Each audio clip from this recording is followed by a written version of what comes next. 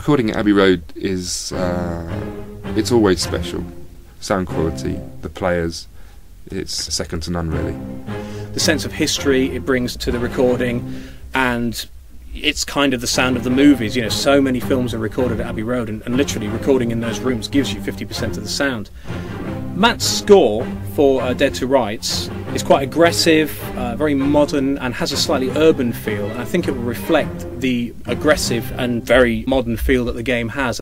It's got this slightly oppressive feel to it, this sort of dark, almost film noir emotion coming through from the score.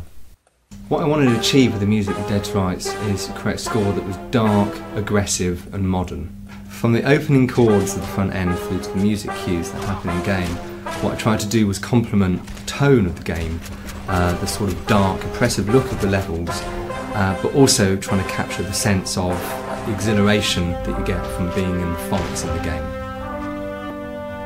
I would start the music composition on the piano to get the overall melodic structure. Once I got that, play that to the team, get some feedback, I would then add guitar, bass, synths, some strings and some brass. The next step was to take the MIDI instruments, replace them with real instruments at Abbey Road. When conducting the score of Dead to Rights, there were a few key issues I was particularly focused on.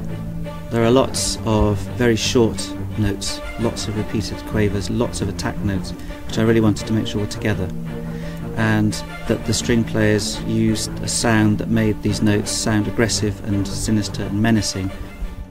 With the brass, firstly, that in sounding heroic, the brass didn't sound triumphal.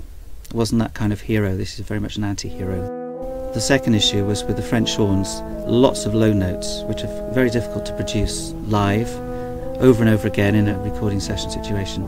So I was particularly keen that the articulation of the low horns was accurate and together and clean and in tune. Here, you point it in that direction, and you pull this to make it go bang. Feel free to point it at a bad guy, if you ever end up facing one. I want the music in Dead to Rights to emotionally connect to people, which is what music should always do. I'm hoping Matt Black's music will bring aggression and a kick-ass mentality to Dead to Rights. We arrest people, we bring them in, and we question them. This is your goddamn mess, not mine. Frank, wait! You clean this up. We've got a trail that's getting cold. Frank! Frank! Damn it!